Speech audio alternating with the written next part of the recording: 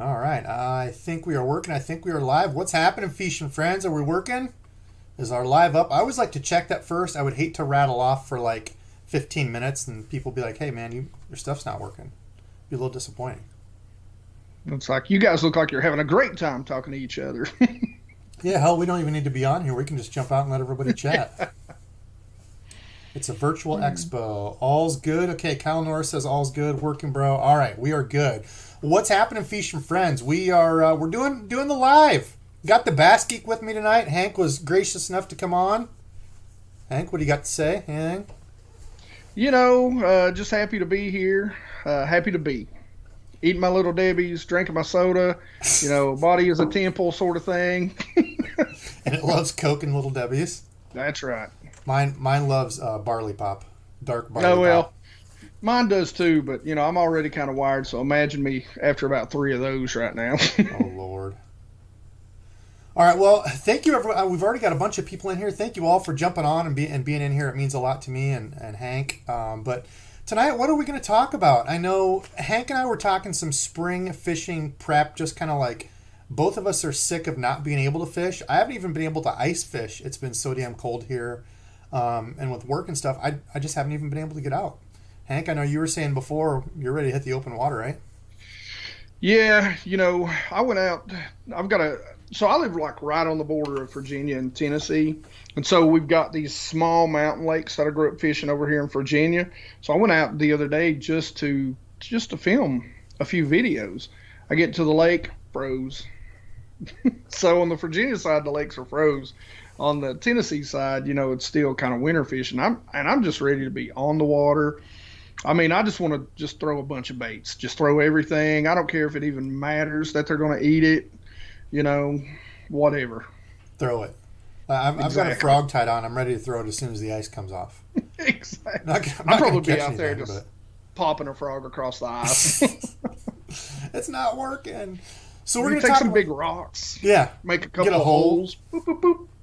Didn't they say fish frogs in the open hole? There's an open hole. Yeah, that's where you stop them. So we're going to talk some spring fishing stuff. We're going to talk the expo. Both Hank and I were graciously asked to be on the expo. I know I am certainly humbled and blown away by it. There's some, big name guys that are far, far better at bass fishing than I am. So I know I was honored to be on. Hank's going to be on. So we'll kind of touch on that a little bit.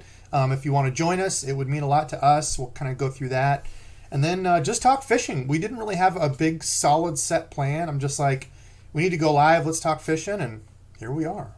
So, spring prep. I know we talked about that last time a little bit. Is there anything? Because I think we kind of talked about some new stuff, but like, what is kind of your plan or your deal as you get out? Whether it's ice off, on some of those lakes, or even if it's the lakes that haven't been iced over. Like, where do you start, or what do you do? What could people look at? In their area, if they're doing the same thing. If I go out right now, it's definitely going to be on the Tennessee side. And right now, it's going to be, sort of that deep to shallow, main lake, first, third. And what do you mean by main lake for people that might not know? So main lake is going to be, sort of that, let's say you've got a creek arm, right? So that creek runs way back in there, that main body of water, that main pool of water.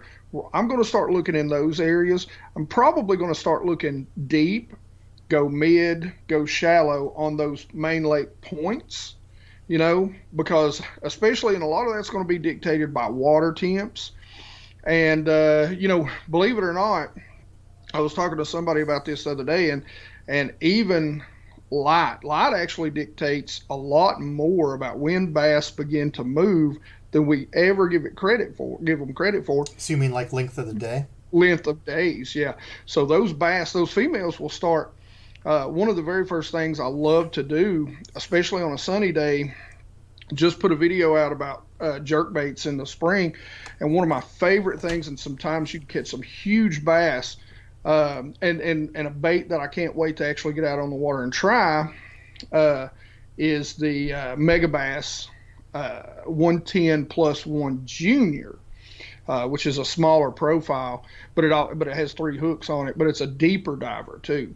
So when the sun comes out, those big females, they're producing eggs, and they're cold water they're cold-blooded creatures, so they need to warm themselves, therefore able to get that metabolism going and create more eggs. Well, they'll start as soon as you notice the days getting longer. I noticed it a few weeks back, and I even mentioned it to a buddy. I'm like, that jerkbait bite's about to come on some good, warm, sunny days.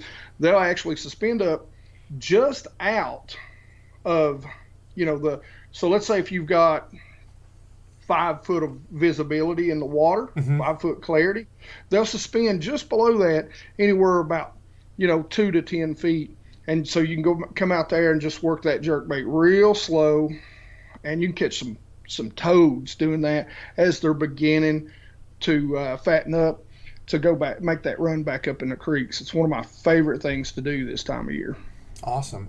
Yeah, and for me, like if you're doing a bunch of bank angling, so Hank's talking about, if you imagine like a big lake that almost looks like a heart, and it's got the valves that go off in all the different directions. Before you get to those valves, usually there's a point, before it runs up into the arm. That's what he's talking about. Those big main lake points, they'll get up on those and stage before they start going back down into the creeks when they're talking about secondary and would it be tertiary? Yeah. Third point. I don't know if that's correct verbiage, but that's what he's talking about. Now for bank angling, for me, I know somebody had asked, I'm sorry, I don't remember who it was. Oh, Tanner Hoffman. Do you guys have an opener for fishing, or is it just when ice is off? Iowa, we don't. So in Iowa, I can fish all through ice as soon as there's ice off. If there's places that aren't iced over, I can fish those now. But for me around here, the smaller ponds and such are going to warm up quicker than those big, huge bodies of water. So we'll have ponds that are opened up, that are thawed out way before that I can go out and fish, way before some of our big lakes, still have ice all over them where I can't even get to open water.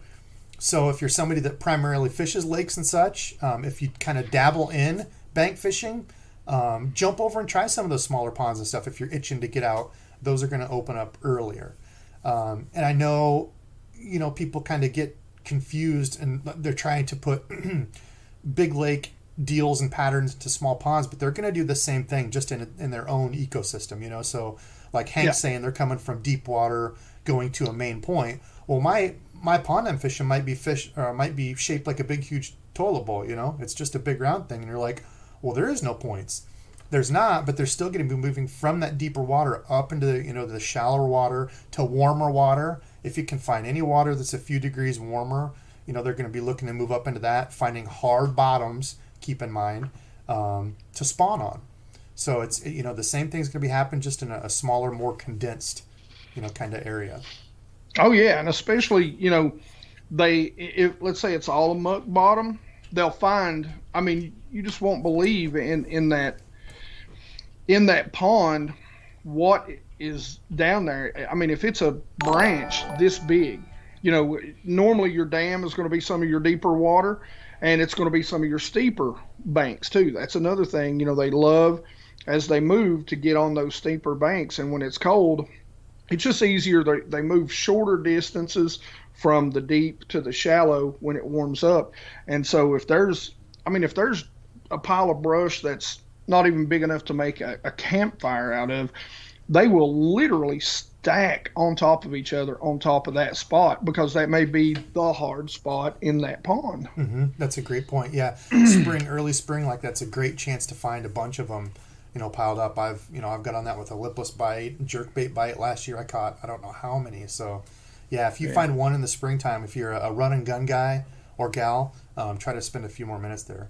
We did have a couple of donations come in. I want to make sure. Oh, my guy, Fat Boy Fishing. What's up, homie? He says, what's up, my brother? He's always a good dude. Appreciate you stopping in. Rob Harrison with the 20 bomb. Sorry I've missed the last few live videos. Glad to catch this one. Rob, thank you so much for the support. You are a good dude. And also Mike Pillis, I believe is how you say it, right? Isn't that what you messaged me? Debo, what's up? Bringing the yak to Lake Lanier first week of April. Any advice on what to throw? I've never fished Lanier. Have you, Mr. BassGeek? Lanier is a lake that is full of spots. And so the good thing about Lanier, and especially in April, you're going to be looking for, you're going to be moving into those last thirds. How I break a creek down, or a creek in an arm or in a lake, because bass will channel up in there twice a year. They'll migrate up in there to spawn, and they'll migrate back out for the summer. They'll migrate back up in the fall to feed because that's where the shad goes, and they'll migrate back out. So you're going to really be focusing on that last third of those creeks in April. You can probably get away with some top water, but you're really going to be focusing on, some square bills, shallow diving baits, doing some flipping, maybe tossing a shaky head and some worms around. Rattle traps will be good, depending on what the water temps. And pay attention to the moon cycle too, because I'm telling you, that will definitely be down there, probably be close to the last wave of spawners. And so what you can do, if you can find that happy medium in that middle third of the creek, you can maybe catch a few coming and going too. So what that means is some of the fat girls, as they pull up in there to lay eggs, and some of the skinnier ex-fat girls, that laid their eggs, got on a diet, and they're coming out.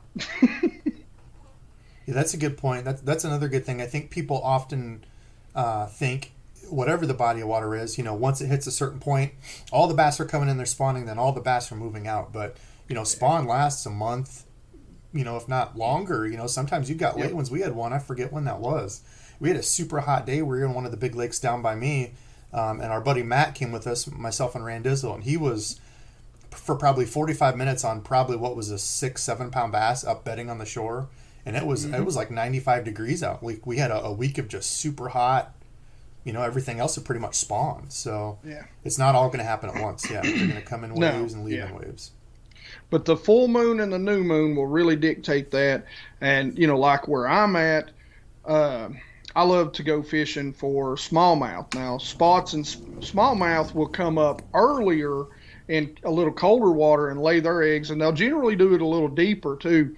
And then, of course, you've got your largemouth. Now, some largemouth will come up, of course, and intermingle, but that's one thing that I really like. So now, if you've got kind of all three species, you can even have a even longer window to be able to catch those bass that are moving and feeding aggressively. That's a good point. Yeah, I know. I've never really actually targeted and fished for spots. I've caught a couple, but I know they like the colder water, right? So they're more active in colder water, which is a nice thing. You can fish them longer. And is it right? I've heard the brighter, more annoying the color is and hurts your eye, the more a spot's probably going to like it. Kind of as a rule of thumb. Yeah, and it's the same thing with smallmouth too. They're just mean. And a spot is just a little bit meaner. Really? So they're even more feisty than a smallmouth? Oh yeah. I've caught a couple little ones here. We have one lake that has them. Huh, I didn't know that. So pound for pound, you had a two pound spot and a 2 pound small. You'd say the spot would fight harder? Oh yeah. But now I will tell you that's one of the reasons why. Yeah.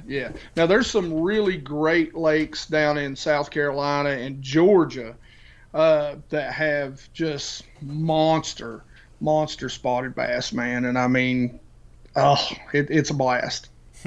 Yeah, I forget who it is. There's always that one picture that's roaming around of that dude with that huge spot, but I know like normally spots aren't is like a 3 pound spot. That's pretty big, right? They don't get huge. Yeah, 3 pound spot. How does it go? Actual trophy size, like for largemouth, is generally considered an 8 pound largemouth. A lot of people call it a dub, but if you live where I live, largemouth, to catch like a 10 or above, you're that one guy. Hey, you're talking to Iowa here. Don't. Yeah. So, it's normally 5 pound for a smallmouth, and I think it's like right around 4 pound for a spotted bass is what it is considered trophy size. Gotcha. So okay. In most places. That'd be fun. I'd like to get on a pile. I didn't know they were like that mean. Huh. Oh yeah. That's cool. Let's see. There was another question I saw come in I wanted to hit real quick.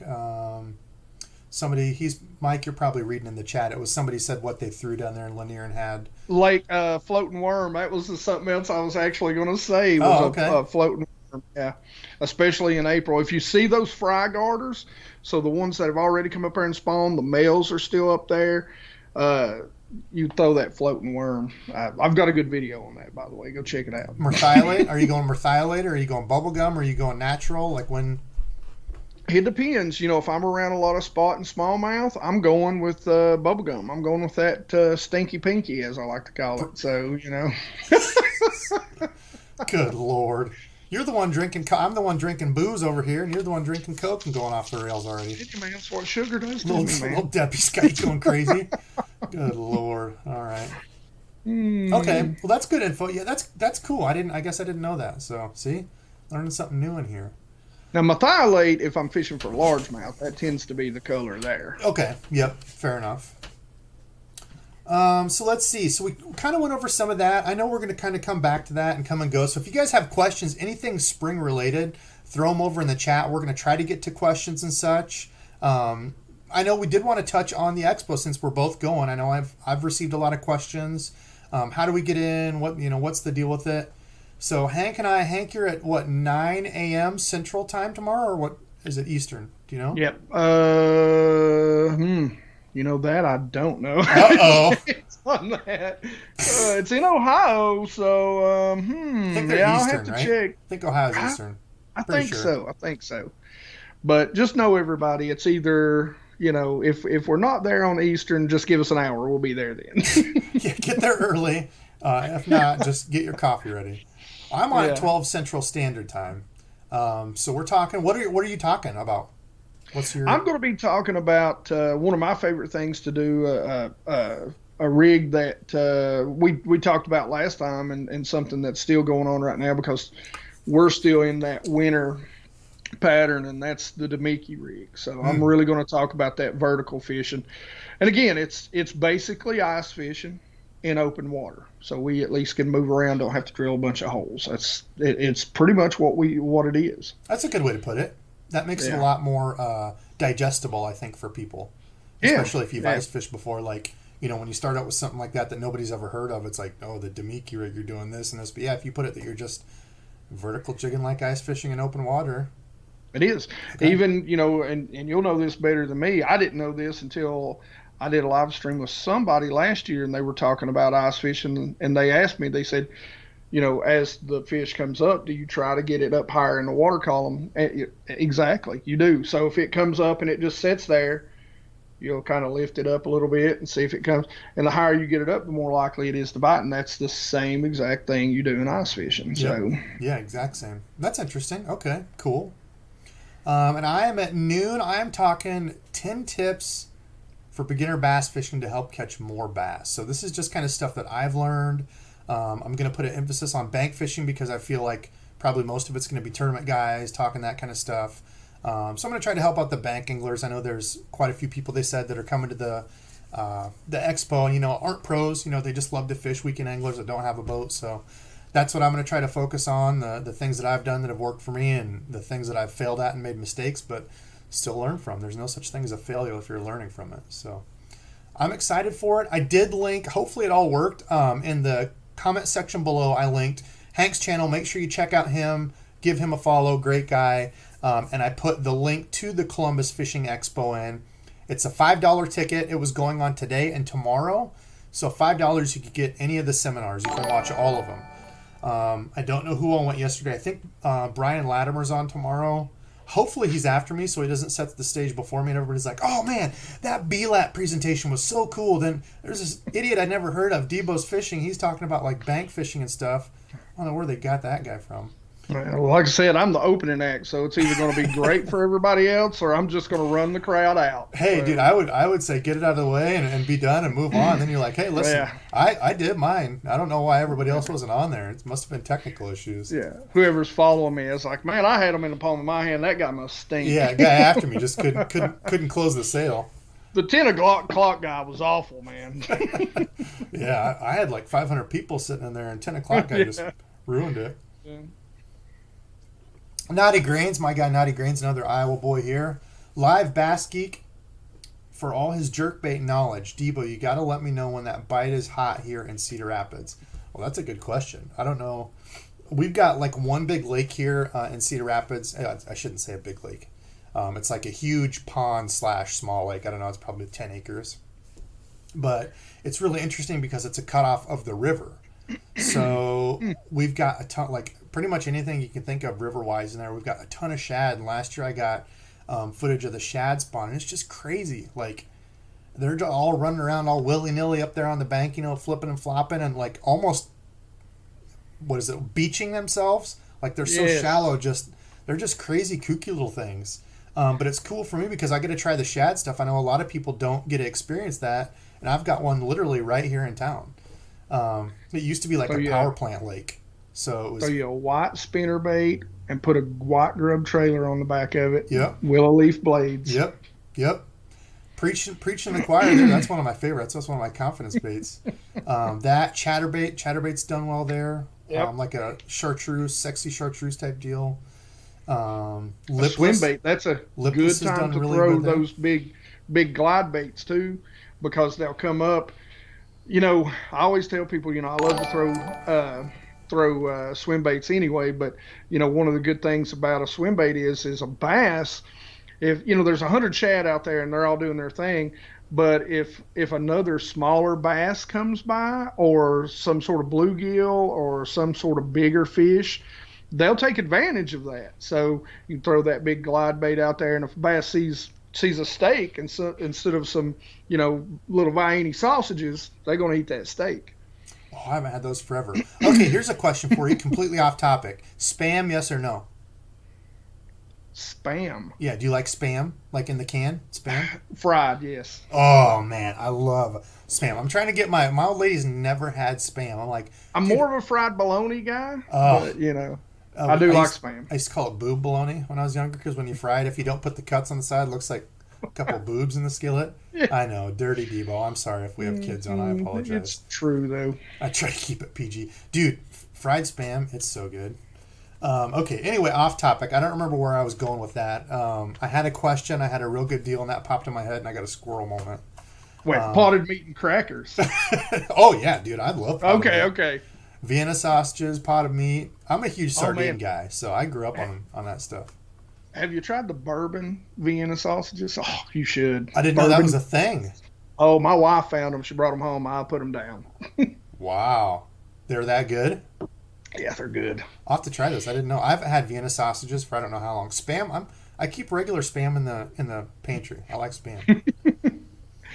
You know, it's a guilty spam, pleasure. I don't eat it much anymore. So, but yeah, I love it fried, man. Dude, yeah, sandwich, a little bit of mayonnaise. Oh, mustard. Dude, you gotta go mustard. Eggs on it. Yep, toast and eggs. Aaron Wetzel dropped a 20 bomb. Aaron, thank you so much, brother. He said, great show. I hope so. Hopefully we can keep it going and people aren't leaving thinking, what the hell are these idiots talking about? So we were talking about that. Probably. No spam.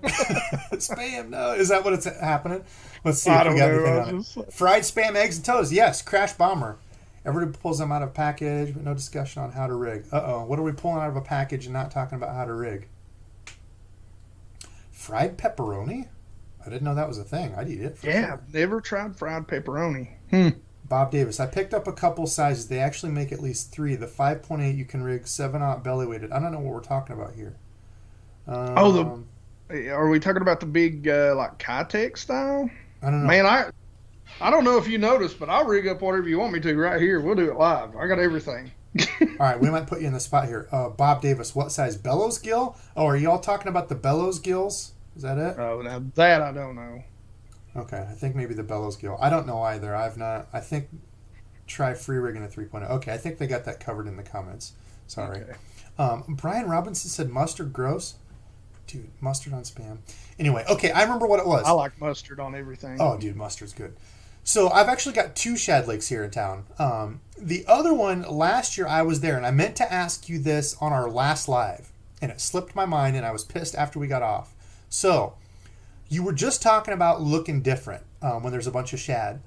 I was in a shad lake. Me and my buddy were in boats. My buddy Brando. I don't know, Brando, if you're on, but we were out there, and it literally looked like it was raining. There were so many, like, everywhere. He was on his scope, and it was shad as far as you could see, probably, I want to say, 100 yards.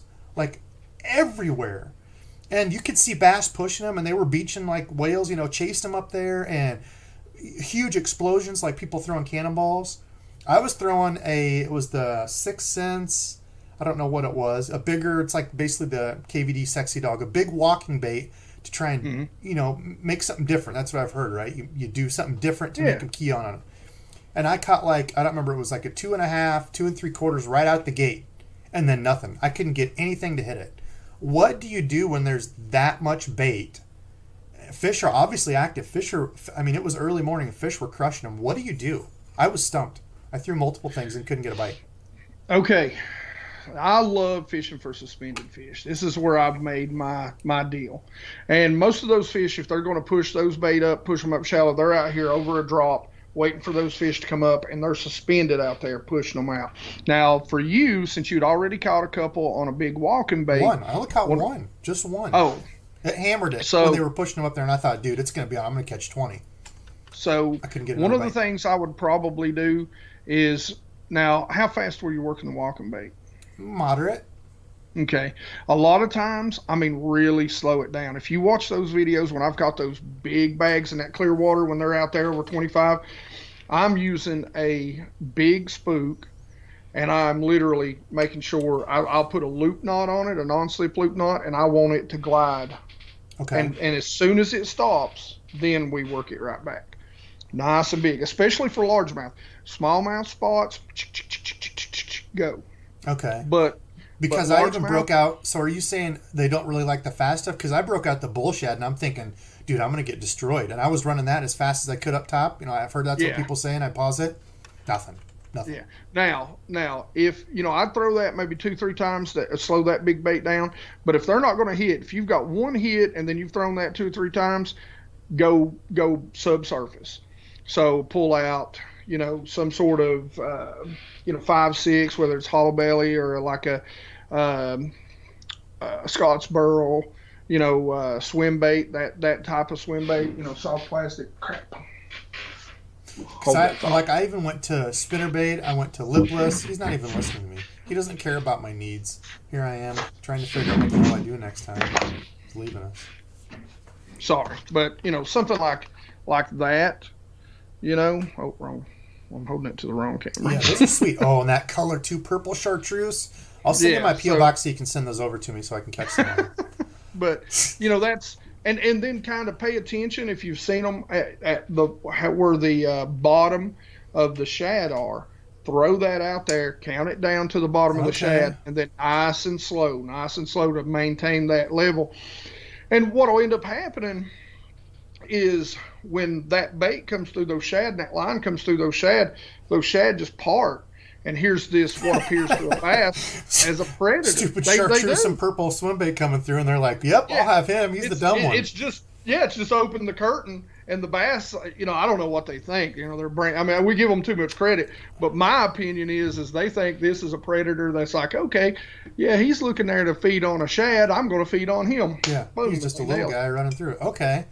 Yeah, because I threw everything. I switched to a square bill, nothing. I switched to a lipless, nothing.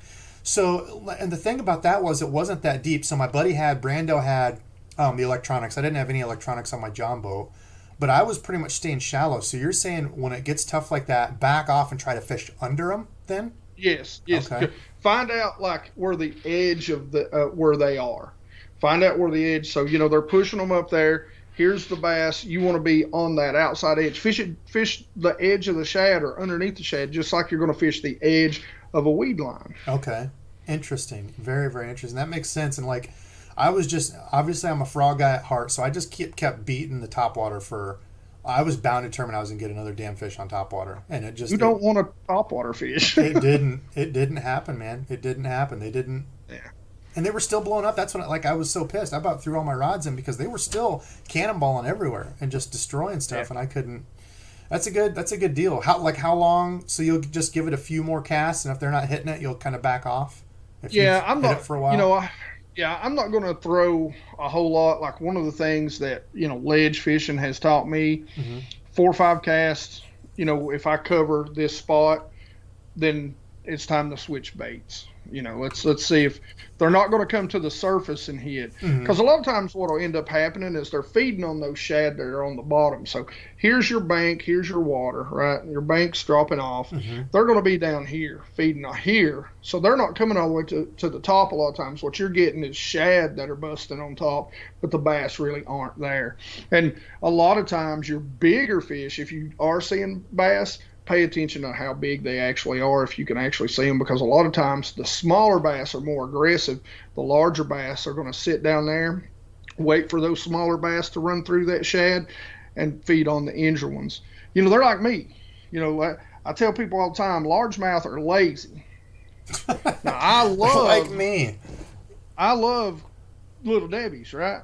If I set this little Debbie on a 50-yard line, put you on one goal and me on the other goal line, I don't care how many times we run that race and how much I love it, you're going to beat me for my daggone little Debbie. So that's a good analogy. I like it. Largemouth are opportunists, and big largemouth are smart, lazy opportunists. Work smarter, not harder.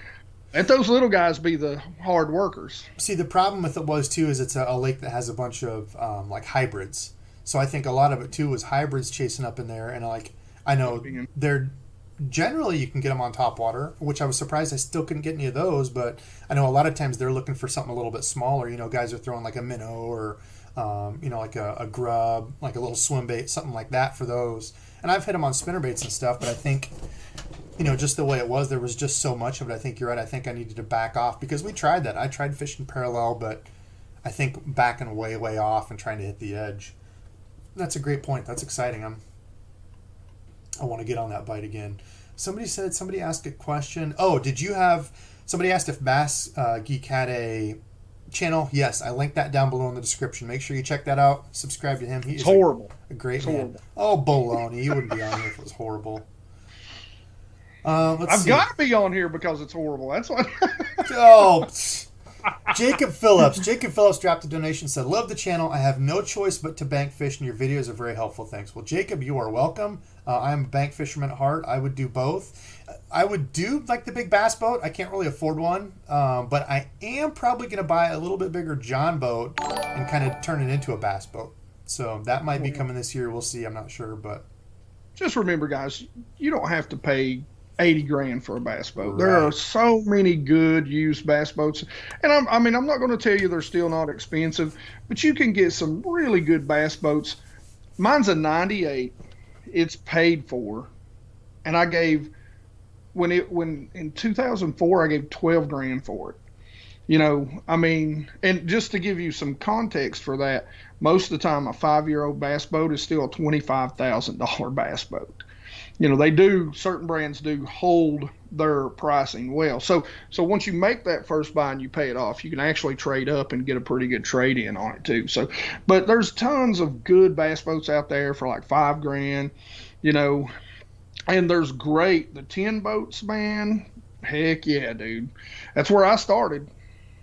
I still love them. And it's funny, I was actually just talking to somebody the other night about this. It's like, I have a John boat, and John boat guys get like literally no respect because it was, I don't know, this year, I don't remember when it was, but some guy pulled up in his nitro and he heckled over to me. He said, "Hey, when are you going to get a real boat?" And I was like, "Oh, I wouldn't know how to drive one of those around." Ha ha ha. And in my head, I'm thinking, let me first say he was in a nitro, and that's all you have to say. Well, I don't know. Anyway, I had a guy in a nitro. Any guys that it seems like I've ever almost got into it with on the water have been in a nitro. Really? It's a nitro guy thing? Yeah, I was fishing a deep point one time, and I literally just pull off, and these guys come wheeling in, dude, and I'm throwing a swim bait, and they come wheeling in, and they sit down right on top of the fish. They're getting up, and I haul off, and I take that bait, and I go whooshing, and it goes right down beside the boat. Their co-angler just looked at me, and I went, "Say it, I dare you." You know what you did. They got all these graphs on there. I jumped down in my console, and I was like, all them graphs on your boat, you really need to learn how to use them, because you just sat down on top of a school of fish and ruined my spot for me. Yeah, that's another thing. Like, we need to do a whole episode. I feel especially this year, and it's not people doing it on purpose. obviously, you know, some people do. I've had people that are complete a-holes and do that stuff on purpose. They just don't care. They're pricks. Other people just don't know. Like, you know, we've had a grandpa and his kids, you know, when I've been fishing a point, literally just pull right up next to us and they just, you know, they're just out to fish. You know, no sort of ethics or nothing in mind of, oh, well, maybe I shouldn't do this. You know, they're just, oh, well, we're just out here to fish. Yeah. So I need to do something on that. But yeah, somebody said, Brian Robinson, Debo, Tiny Boat Nation. Yeah, like the funny thing is so like the bass boats hate on the John boats, and I'm like, well, it's nice because I can get a lot of places, and the kayak guys are like, well, a kayak's a lot easier. You don't have to have a trailer. Like, dude, you need to just sell that and get a kayak. So it's like you can't win with any crowd. It's like the John boats, I don't know, stepchild that nobody wanted. I would love to do a kayak, but it's like I said, you show me the first fat man that looks comfortable in a kayak, and I'll go buy one tomorrow. Yeah, see, that's the thing is, I mean, literally my John boat's the size of a kayak. It's flat bottom. I can get all the places where a kayak can go, and I can carry all my stuff in it. That's why I like it. I don't have anything against kayaks. It's just, it would literally be like a lateral move for me. I can't justify getting, you know, a kayak when I've already got this. So I know there's pros and cons to everything, but that's kind of where I'm at. But what do we have? Do we have any questions? Where are we at? Hank, have you seen any good questions? I don't know. Have you been watching? I've been trying to watch this time. I know it was bad the last time I didn't, but you know, I'll be honest. I've let it slide. Oh, Hank, damn it. Somebody said BassGeek could be a star on Swamp People. I'll admit, Swamp People is one of my guilty pleasures. I love watching that. I don't know why. And people are like, oh, only the dumb rednecks watch Swamp People. I don't know what it is. I love the show. Maybe I'm a dumb redneck. Now listen, I tell people all the time, you know, I may sound like a trucker, but I am actually a network engineer, so I've actually got a pretty decent IQ. Hence the nerd part. Yeah. Traveling Fisherman, hey, my guy, what's up? He said, Debo or Hank, I had 5 spinnerbaits break yesterday. 2 lost blades after a few fish. Others snapped after a few fish. Thoughts? Anything like that ever happened to you? No. Was it by chance the new Z-Mans? Were people having problems with the Z-Mans breaking? Yeah. Was it the same company? That's what I was going to ask. That's, I mean, it could just be some bad wire. You know, if you get impurities in the wire, it's going to cause them to break. The only other thing I was going to say is if it's a finesse swim bait, there's only so many times you can bend that back and forth. It's like a paper clip. I've got some of the thinner wire, and I think it's the War Eagle finesse are a little thinner, if I remember right. Great spinnerbaits, love them. I will always throw War Eagles, but if they get really jacked up, like if you get a good fish that really bends it, there's only so many times you can bend it, and that's no knock on War Eagle. It's just that's wire. You know, there's only so much. Yeah, there's only so much you can do with a paper clip before it bends. So that's something to keep in mind. If it's, you know, or in my bag, I've had it do that too, where I've had some, you know, pond fishing in my backpack that'll get all kinked around, and you got to mess with it. And it's not like you're just bending that back once. You're messing with it, throwing it in, getting it to run straight. So Otherwise, it's the same way with like Shane's baits. I love Shane's baits, A-rigs. You know, that's my go-to A-rig. But they use a light wire arms on their A-rigs, and you know, you catch 2-3 fish on them, and you know, and then you're a big dummy like me, and you're boat hopping 5-pounders in the boat. You know, you're bending them out, and they're only going to last so long. Right. The other thing, too, it's a trade-off. Like, if you get the big spinner baits with a real good thick wire, yes, they're more durable, but it's not going to give off as much thump and vibration. Those are rigid wires, and it's just going to be blades turning. Whereas if you've got the nice thing about the finesse or lighter wire, it gets more of that blade movement in, and that whole blade can shake and vibrate and wobble. You get a whole different motion out of a light wire spinnerbait versus a real heavy wire. So you get a lot more action out of it, even when you know, like one of the things I like to do with a spinnerbait is pop it a couple times, straight reel, pop, and that arm will flex, and those blades will flash at a different in a different way, and a lot of times that change will do it. Same with an A-rig. You know, you throw that A-rig out there, you're throwing a rigid, hard bait, you know, hard wire bait. And, you know, what ends up happening is you can stop it and twitch it. And, the baits themselves might move, but you throw that softer wire, and the whole bait kind of pulsates just like a ball of shad does. So, that's a good point. I need to throw the A-rig more and just think of it as a big, oversized spinnerbait. Like, I don't even want to mess with it. That's exactly how you throw it. And I think a lot of it for me is fishing from the bank. Like, it's almost suicide fishing one of those from the bank. But the times I do get out in the boat, I feel like I just need to pick it up when I know a spinnerbait bite would be on it. Just try it, just see if I can get some, you know? Teeny tiny finesse, they make them that you can fish from the bank. They're little. I mean, they're like little. And very, very light weights on them, if any weights at all. A lot of times you just throw the weight of the bait is plenty enough. Keep your rod tip high, contour the bank up. Interesting. I'll have to, is that Shane's Baits you said makes those, or who makes them? Yeah. Huh. Yeah, Shane's Baits makes them. There's 2 or 3 companies that do. But my favorite Shane's Baits. There's like a Yum Junior flat something Junior. Yeah. Which is pretty small, but it's still big. I mean, it's still pretty big. Yeah. That's my other favorite, as a matter of fact. I had somebody talk about Shan, the aquatic biologist. I don't know if my guy Philip is in here. I was just talking to him about Shan, the aquatic biologist on Instagram. Midwest Fisherman said he's a must follow. Dude does have a lot of knowledge. I might see about getting him on. I'll have to hit him up on Instagram and see if I can get him on and pick his brain. I know who just had him on. Was it Burley? I think Burley had him on their channel. And I got to start listening to it. I haven't finished it, but super knowledgeable. You know, he's in the fisheries. What is it? Fisheries management or whatever it is, the degree you get for that. I think it'd be really cool to learn that side. Oh, and one of the other questions I saw, I did get a donation come in. Eric Morton. Eric, thank you, brother. Keep the awesome content coming, boys. Thank you both. Well, Eric, thank you and everybody else for joining us. We appreciate it. My guy Neil, always coming in through. BassGeek is your Valentine Debo. Wait till Randizzle finds out he's going to end MMA. Your A-double snakes. Oh, my goodness. That's arse. Well, there's no worries about that. Randizzle had prior commitment tonight, so it's all good anyway. Otherwise, you two would have had to arm wrestle for it. I'm pretty out of shape. I've been picking the bass back up again. I saw that in your picture where you were sitting there. I didn't know you played the guitar. Yeah, I used to play. I used to play in a grunge band in the '90s, so date myself a little bit. Not that I'm going to share. Oh, come on!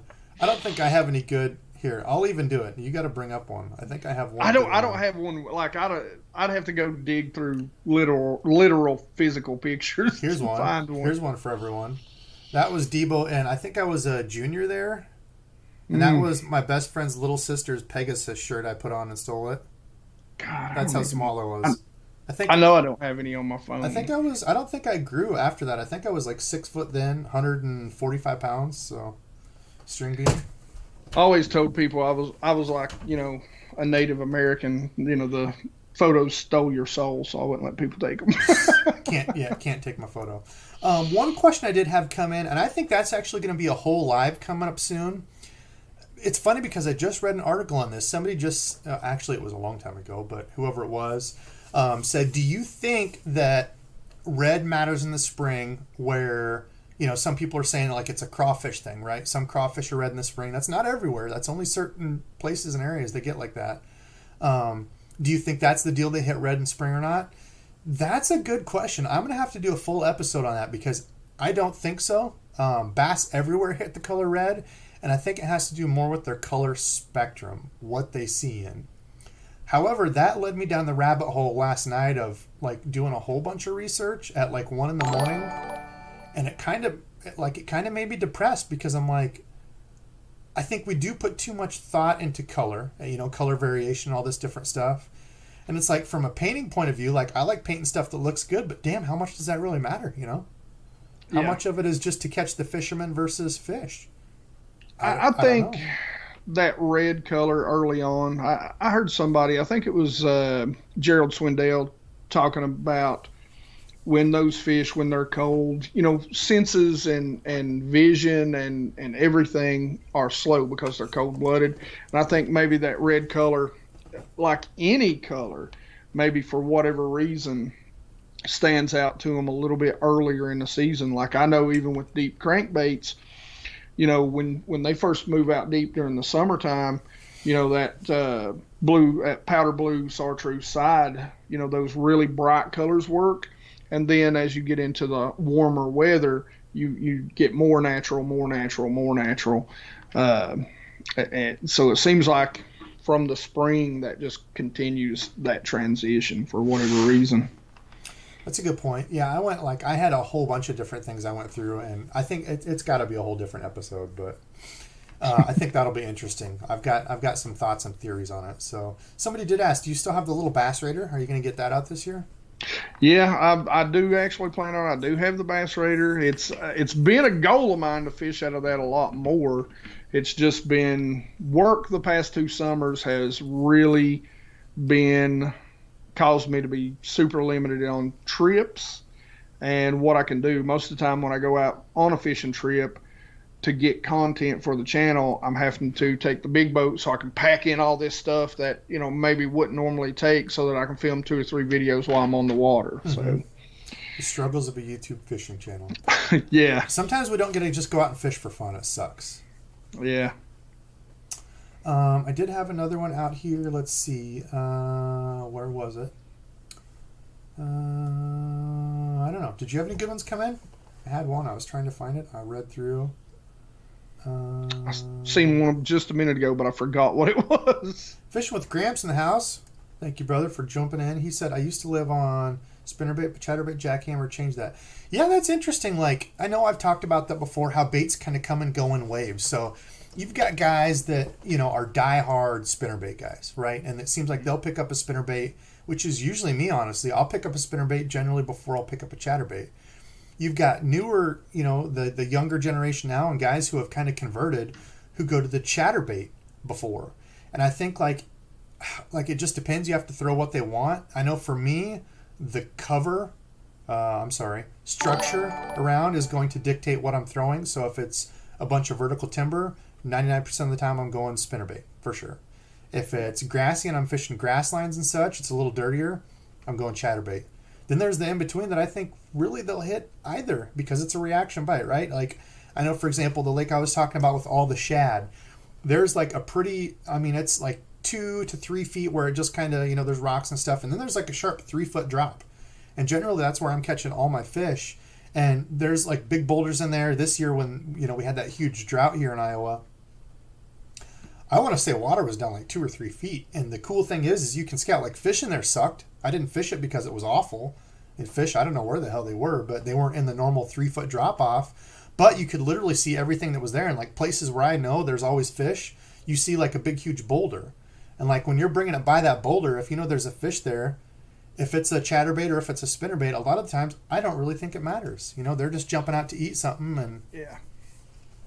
Another rule for me is because even with a Colorado blade, sometimes they'll just want it, but even with a Colorado blade, if you're throwing something like a jackhammer, you're getting so much more vibration in dirty water. So a lot of times once we get down to about that 1 foot of visibility, I can't even say the word right now. Visibility. How many of those little Debbies you had? You're over the limit. Well, listen, these 2 are calling my names. I'm telling you, right now. My names. They're calling first and last. I see you keep eyeing them, looking over there. But a lot of times, like if I have, really muddy water, like, Yoo-hoo chocolate milk, that's another time when I'm going away from the spinnerbait and to that chatterbait because I want that hard thump. As much vibration and clack as you can get. Yep. Yep. Mike Pillis asked, what is the line between using spinning rods or bait casters for you guys? That's different for everyone, and I think Hank probably would echo what I'd say, but for me, I'm more comfortable with a bait caster. So most of my stuff I'm going to throw on a bait caster until I get down to the real finesse stuff, like the real light stuff, especially lighter hooks, lighter terminal tackle.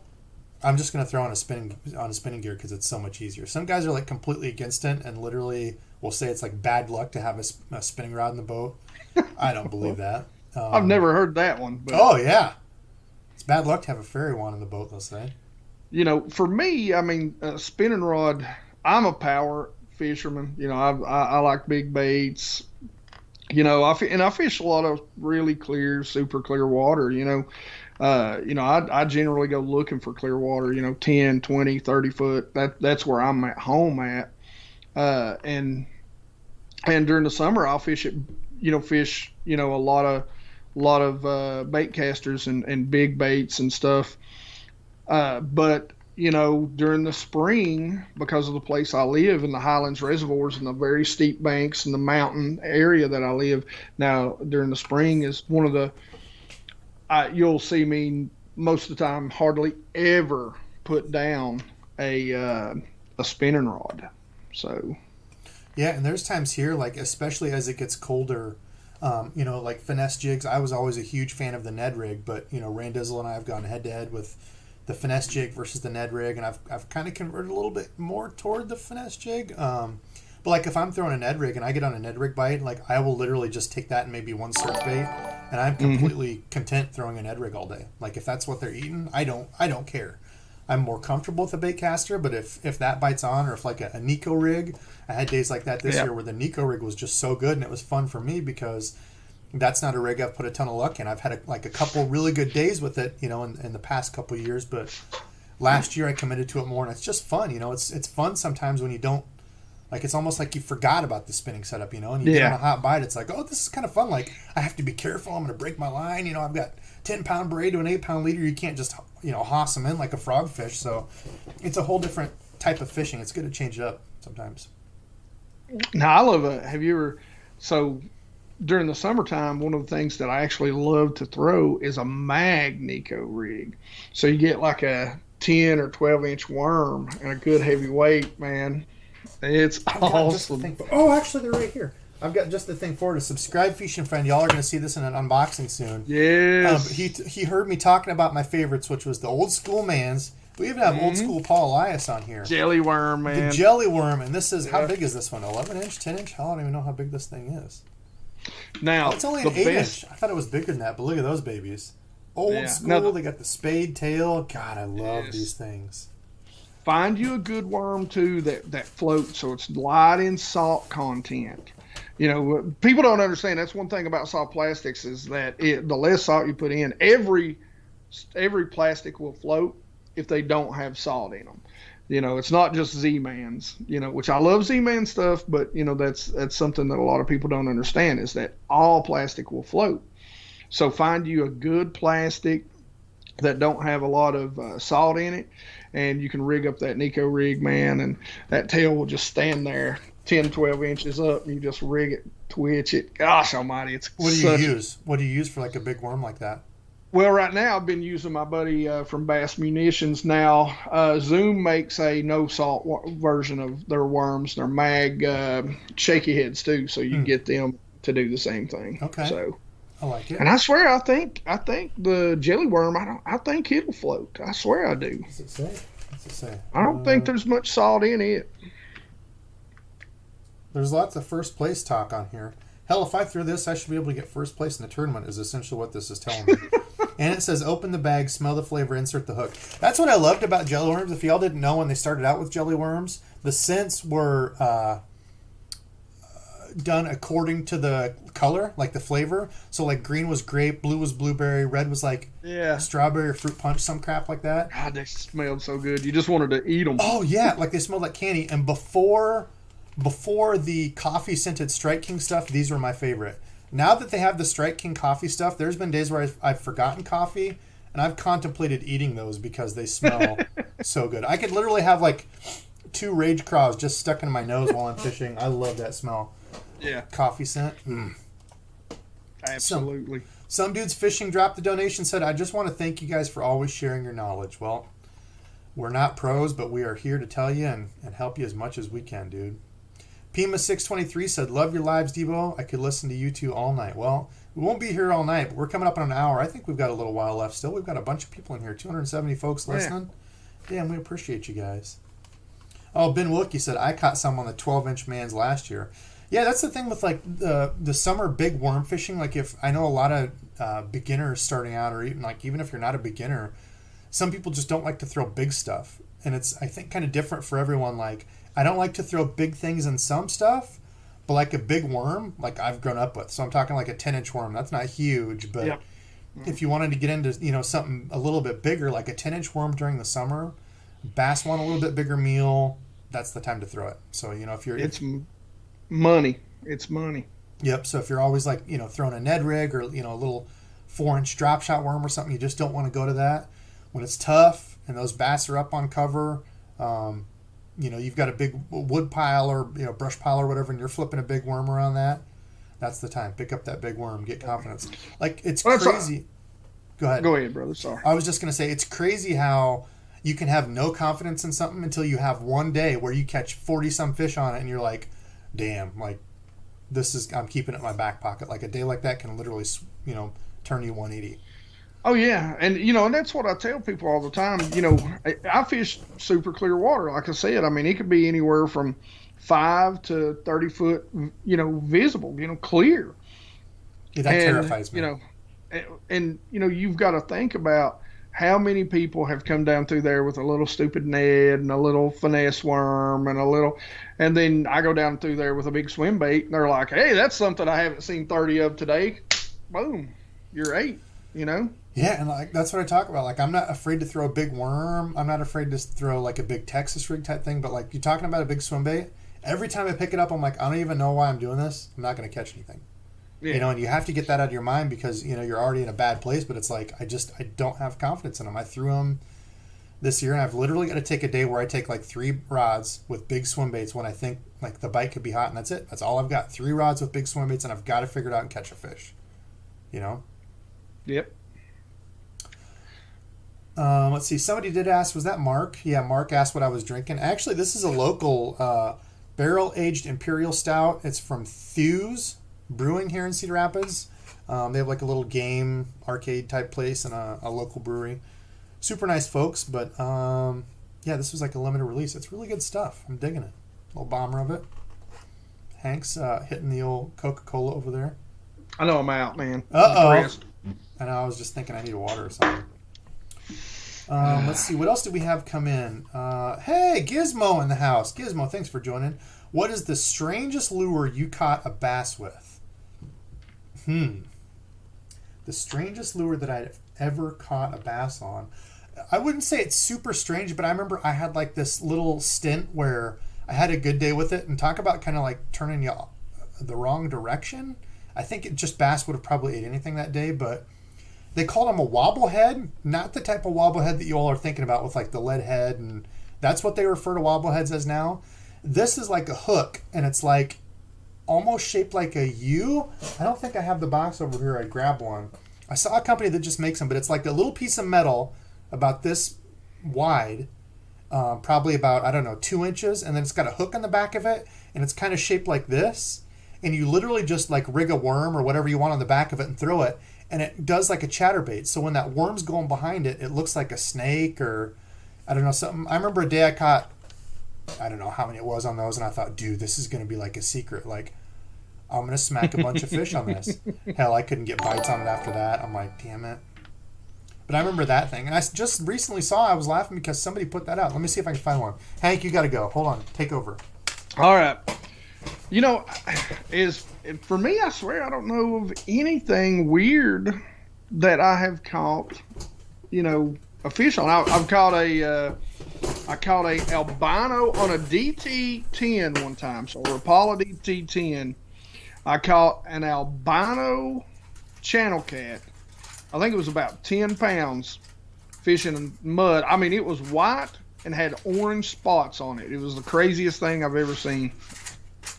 That may be the craziest catch I've ever had. Me and my brother did catch a beaver one time. Now that was scary. We was in our John boat back then. Now that was I was a little nervous. You do not want to bring a beaver into a John boat. Never. What the hell did we get into? I didn't think we were talking about getting beavers in a John boat. This is PG rated. Come on. So, but I figured I'd answer that question, and I was like, I don't know of anything weird I've ever caught. I've caught a few weird things. So I caught like a 10-pound albino channel cat one time on a DT10, Rapala DT10. Good Lord. And I caught my brother when we were in our John boat on a jig, caught a beaver. So an actual beaver. An actual beaver. Oh my God! We were sitting there, and he's reeling it. I mean, I could see his rod tip's bent over, and I'm like, just keep your rod tip up, and we're sitting there, and all of a sudden his rod tip just drops, And I'm like, what are you doing? And he's like, didn't you see it? It was a beaver, dude. His head was like that big, and I just seen two big brown eyes swimming up in fur. Oh my gosh. He's like, what do I do? I was like, cut that line right now. Don't bring that in the boat. Dude, yeah, we've talked about that because there's places I fish, and obviously beaver dams. There's always fish on a beaver dam. I don't care where you're at. If you have a beaver dam, fish it because there are always fish on it. But that's the thing I always joke about is you'll see the beaver come out of the dam and I'm like, man, if I were to foul hook one of those, oh my Lord, I couldn't imagine. Yeah, I'd cut the line and run. I don't want a beaver chasing me. Do you imagine getting that in a John boat? Oh my gosh. He's going to be pissed with big teeth. And dude, yeah, it's crazy. Like if you've never heard of beaver, if you don't have them around your area, like they'll tail slap and scare the hell out of you. Like they'll come up and you'll just see their head. They're going along all nice, and then they'll go bam, and it's loud. Like I was flipping a big tree. I was flipping a big tree, and I'm sitting here like this flipping, and I didn't notice, but there's a beaver hut like right over here on the other side of it. And all of a sudden, I'm sitting here and I'm flipping, and I'm really picking this tree apart, and all of a sudden, pow! God, I about jumped out of that boat, dude. Dude, it scared me to death. Let's see. I did have Fishing with Gramps asked, DEBO'S, BassGeek, do either of you follow St. Croix? Supposed to be putting out a new line of reasonable bass rods this week or next. So, no, I saw people like the pro staff people who have shared that picture. It's like all fuzzy, talking about something coming out. I don't know anything about it. I've only got a couple St. Croix rods, and that was just this year. Prior to this year, I've not owned ever a St. Croix rod. So, I used to have a ton of I don't know anything about them. I keep up with St. Croix a little bit. I like their spinning rods. I used to have a couple. Actually, I've still got a couple that I use. That's what I've got. And I bet they're 10 years old probably, and they're still great. So they make good stuff. Yeah, Randizzle's the guy we need on. He's a big fan of St. Croix rods. He's probably got one on pre-order. I don't know, but. Let's see. Andrew LeBaron said, honestly, I don't think I would use them. Oh, that was not the question. Okay, Neil with another donation. Neil, thank you, brother. Question for DEBO and BassGeek. What are the pros and cons of your channel, and what would you like to do different in 2021 on the channel? What are the pros and cons of it? Well, I'm not a pro is one of the cons. Is that a mystery question? Is that a double negative? Top secret. Yeah. I'm not a professional angler. I'm a guy that loves to fish. So if you're looking for, how to win the next tournament, I probably can't tell you that. But, I'm a guy that loves to fish. What else am I looking to change? I don't know. I'm just looking to keep trucking. Some more painting, some more fishing when I can. Like, it just sucks that I have to wait for... I see these guys, where was it? Was that Florida? Were they in Florida? Were they in Okeechobee fishing? Oh, yeah. Yeah, they're the Tackle Warehouse Tour, which used to be the FLW Tour. They're both the Bassmaster Elites are St. John's, I believe, or something like that. Yep. St. Lawrence, I don't remember. Anyway, they're both in Florida. Yeah. So like that just depresses me. I see that and they're like, oh yeah, these fish are going to be spawning. And I'm like, my stuff's still all iced over. Oh yeah, mine ain't going to be spawning until the end of March, 1st of April. So yeah, but. As far as me, when it goes with that question, I want to travel more. I want to have more time to be able to go fishing. The pro to my channel is I hope you're going to learn a lot. I'm not a pro either. I never claim to be, but I've been fishing. I've got a picture. That's the picture I should have showed you. When I was 5 months old, I was on a boat. So I've been fishing. I've been bass fishing for 30 plus years, and never really got into tournament fishing. Done it here and there. I do like it. I enjoy it. I plan on doing more of it. Right now, unfortunately, I'm still in the process of trying to get this stupid house built. Keep grinding. I know that's a huge headache. Yeah. But. So the cons, honestly, I don't have enough time to put out actual lake breakdown on the water fishing videos, which is what I want my channel to be about. Yep. And it's fun because I think that's probably one of the reasons my channel has done well is, and yours too, both of us, like we do a lot of different stuff. You see some channels where they're doing like the same thing over and over, it feels like it's just a repeat, but like I love reviews. I see you doing gear reviews. We'll just be in our fish cave, whatever you call it, talking stuff, we'll be out fishing, and like I think that keeps it, you know, relatable for folks. I don't know how many people say like, I wish I could go fish with you and have a beer. I'm like, that's exactly what I want my channel to be. That's all I am, you know. So yeah, that's probably the other big thing, which is why I'm purchasing a new trailer for my boat. Is, you know, I do want to travel, and I actually do want to go fishing with you guys. So, you know, I want to come down and fish with some of the guys that have been longtime subscribers to my channel and good friends, and, you know, go out on your home waters and let's put the hummingbirds to work, and let's go see what we can figure out. I love fishing new water. So yeah, that's fun. So I got that as a would you rather. If you could only fish new water every time you went out, or if you could only fish your local spots and never go anywhere new, which would you do? Like a local spot where you knew you could catch fish and like, you know them, versus going out every time and you have to fish somewhere new, so you can't fish the same place twice. What would you pick? For me, it's new water. Every time. Interesting. Every time. Because for me, like, I guess I've been fishing long enough that my son-in-law gives me heck. I'll take him out and he'll catch like 21 pounders, 20 DEBO dinks. Oh, I thought you meant like a 21 pounder. I'm like, where the hell are you fishing? No. Thanks for clarifying. 20 I'm not DEBO in dinks. California. But you know, so he'll be having a great time, and I'll be like, "Hey, look at that!" And I'll just throwing fish over the side, and he's like, "You know, people's going to give you heck for that." And I'm like, "Well, listen, they probably need to be cold anyway." You know, well, I'm just like, thing. Like, dude, bass are so resilient. Literally toss them in like that is not going to hurt them. And when they stock fish, like, if you ever watched them stock fish, like the DNR here, yes, they've got a big hose, and literally they're just shooting fish in, you know, through a hose, like. I know some. And if it ain't going to kill a trout, it ain't going to kill a bass. Right? Yeah. You look at a trout cross-eyed and they're belly up. Yeah, but yeah, you know, that's for me. It's all about solving the puzzle. Like, catching fish is great, and you know, I've got to the point where I've caught enough under 3 pounds that I don't get real excited about anything under 3 pounds. So I'm not, you know, like some of those other guys going, "Whoa, look at that 1 pounder! Oh my God, it's a fish!" That's me on my channel. You were watching one of my videos when that happened. No. Randizzle sometimes. Yeah, Randy does that all the time. He's not here. We can talk about him. Oh, Randall. Randall, if you're watching, I love you, brother. I would say the same thing to his face. So, Tom Stilfer, here's an interesting one. Tom says, with the donation, thank you, Tom. I appreciate you. He said, thanks for sharing your knowledge. What is BassGeek's opinion of Googan Baits? They just announced they are making the soft plastics 50% tougher. I'll give you the mic. What do you got to say? I don't know, and I think that's a slippery slope. You know, listen, they make good baits. I'm going to give you a prime example on one of my favorite baits, okay? One of my favorite baits is the Rage Bug. Now, listen, understand that the Googans work with the same company that owns Biospawn.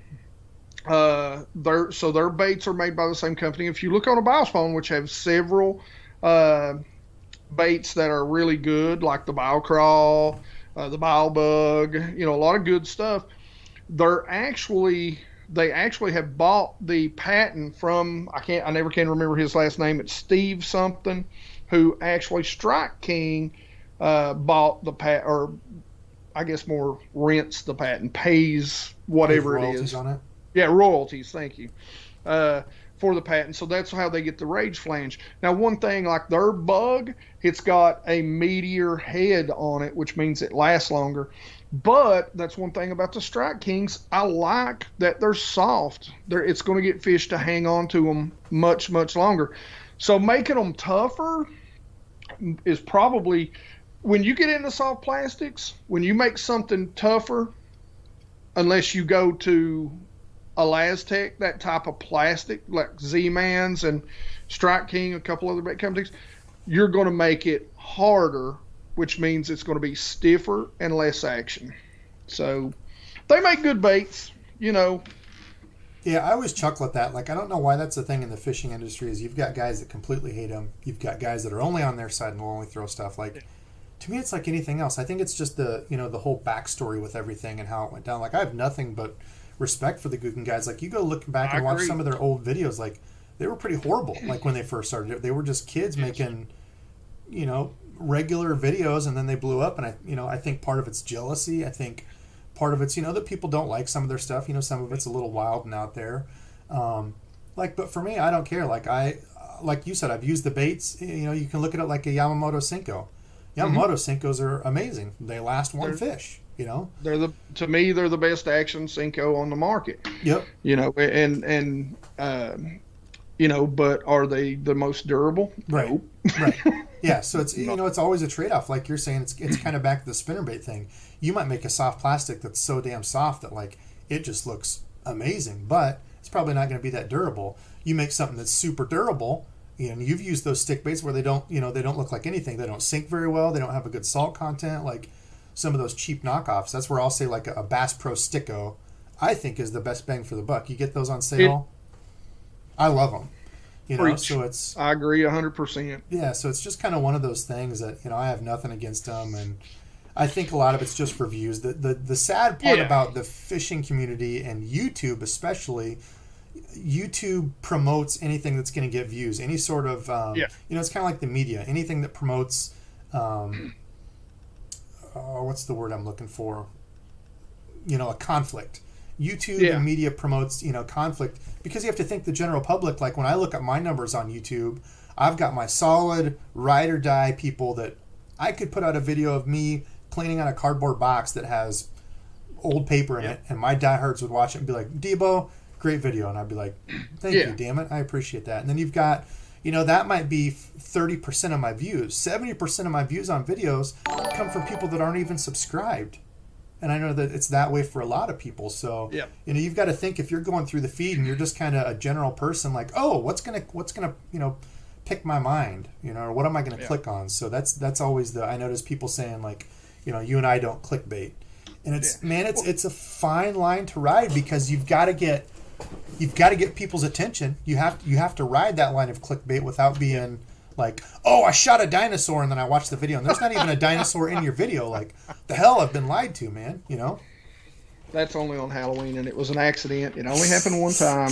I didn't know it wasn't a real dinosaur. I just watched Jurassic Park. But no, I've got a lot of respect for him. And, this is something that me and Debo talk about, every once in a while. And it's, the kind of the business side of YouTube. And, when you do what those guys do and you go be a professional YouTuber, you've got to have your ducks in a row. I mean, we don't make a lot of money on YouTube, guys. Let me tell you, we do not. And you've got to have help. And, those guys breaking in, the fishing industry, it's still, when you talk about, most companies really want to work with pros and not us Joes. And so they love to send us gear, but, they don't pay us like they would pay a pro. And you got to imagine what the Googan Squad went through when they were first breaking out and doing this sort of stuff. YouTube angling then was just unheard of. So what they've done by basically saying, hey, if you guys aren't willing to work with us, well, we're just going to go do it on our own, and we'll go ahead and pickpocket you, steal your money. Yeah, and I mean, it was pretty unheard of when they did it. Like, yes, the fishing industry is so cutthroat. A lot of them have just been there for so long. Like, you just can't get into it. It's such a thin market to just. It's not like I can just pick up my own food stand and just jump in, and the restaurant industry is hard too, but it's harder. Like, a lot of the baits are made overseas, right? A lot of the baits for the big manufacturers are made in China. Like, so are you gonna, do you have enough money to jump into that? Like, it's just a whole weird wheel of, strange, and like nobody had really done that. Nobody had really come out with their own deal and blown up that much. And I think they really put, YouTube and, different ways of showing stuff off to people, kind of on the map.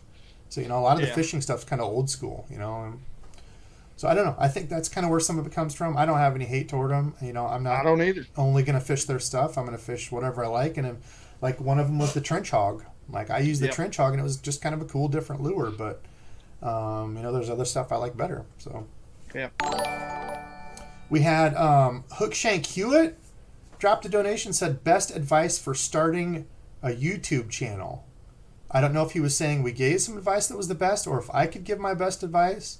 My best advice is do what you like and stay consistent.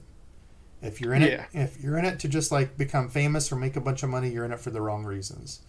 If you're in it because you like something, do it and make sure it's something that you can keep doing, because YouTube is about consistency. What about you? Yes, absolutely. Consistency. And listen, most people don't realize how long it takes. If you go watch some of my,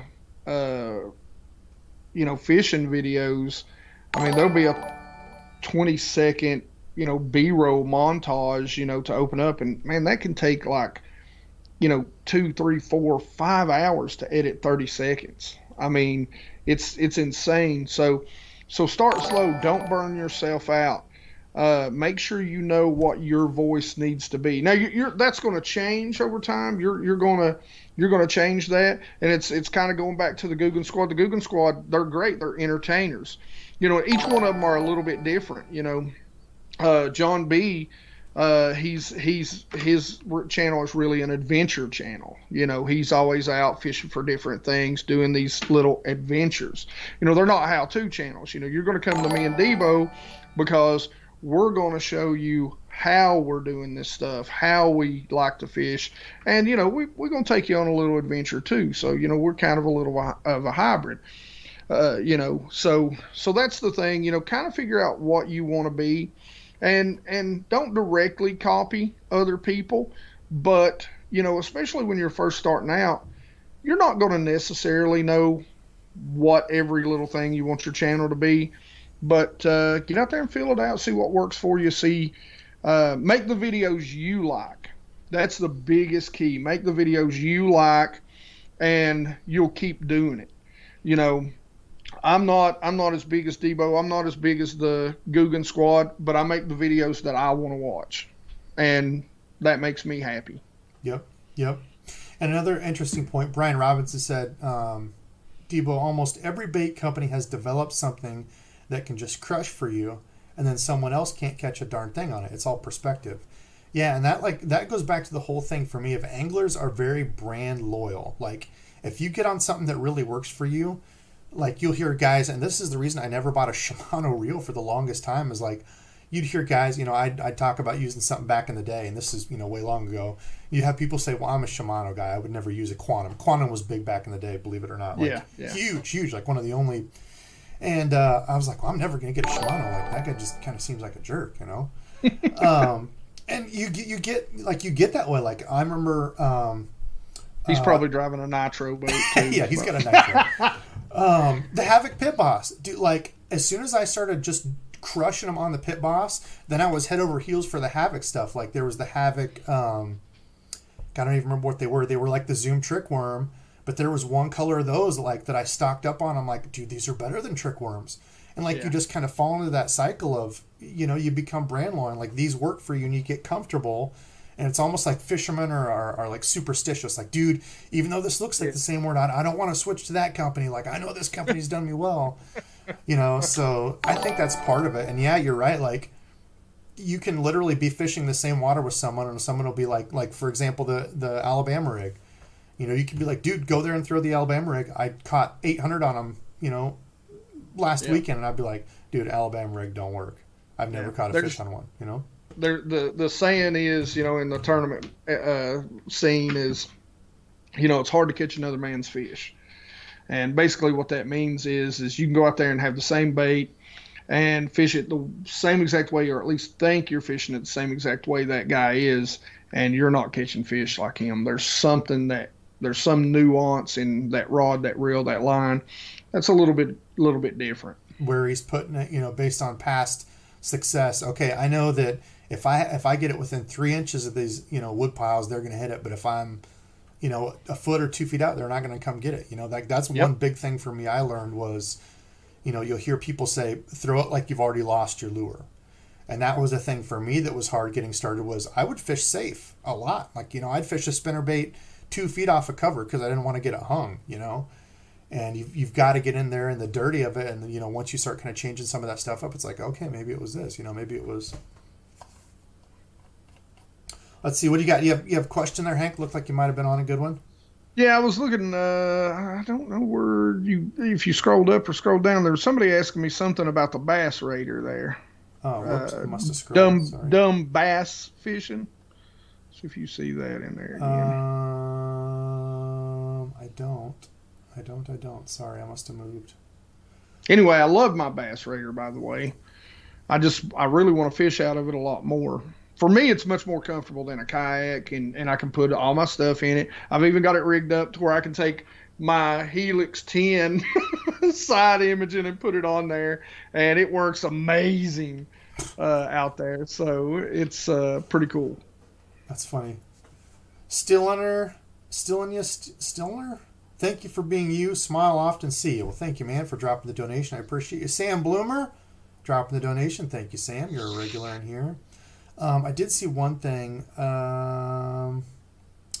Let's see. But yeah, the bottom hopper, Matthew. Thank you. The bottom hopper. They don't make them anymore. I think they discontinued all Havoc stuff, which is a bummer. I think they cut all of it out. The bottom hopper used to be my favorite shaky head worm, man. I've still got a bunch of them because I bought up so many of them. Now they changed it, but actually the bottom hopper, it wasn't the bottom hopper. I'm lying to you. It was the Berkeley, because Berkeley, of course, made Havoc. It was the Berkeley shaky head worm, which they then turned into the bottom hopper. And yeah, so yeah. I've still got a bunch of both of those that I only break out in special occasions. Fishing with Gramps said, I still watch Bill Dance on YouTube. Dude, every once in a while I'll see a Bill Dance thing and I watch him. He's timeless. I grew up with old B to the D. I love me some Bill Dance. I grew up with Bill Dance and Roland Martin and Larry Nixon. I've actually got a signed badge that's got Larry Nixon on it and Denny Brower. Actually went to like Bass University. They used to do that. It used to be run by actual Bass, BASS, and so you would go to a place and stay in a hotel and go through those seminars and actually be there, way back before the internet, back when we had to wind our cars to start. The interwebs? Yeah. So, and Denny Brower comes walking in. I guess he just got in and he's sitting down in the restaurant to eat, and I'm in there eating. And I actually had dinner with him. I actually went over and told him that it would be a honor to be able to break bread with him. And so we sat there and ate. And then you got kicked out of the restaurant. Yeah, I was drunk by that point, but it's just how it goes. You had 10 little Debbies and you were over the edge drunk. I was young. Forgive me. Denny's like, I've got a restraining order against that madman.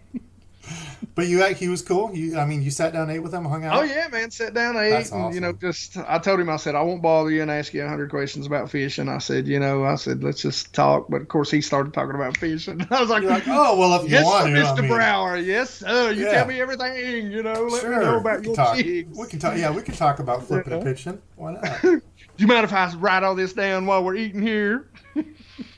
That's funny. Yeah, I don't know. I got to meet Bill Dance and Hank Parker. Bill and Hank were my two favorites growing up, by far above everyone else.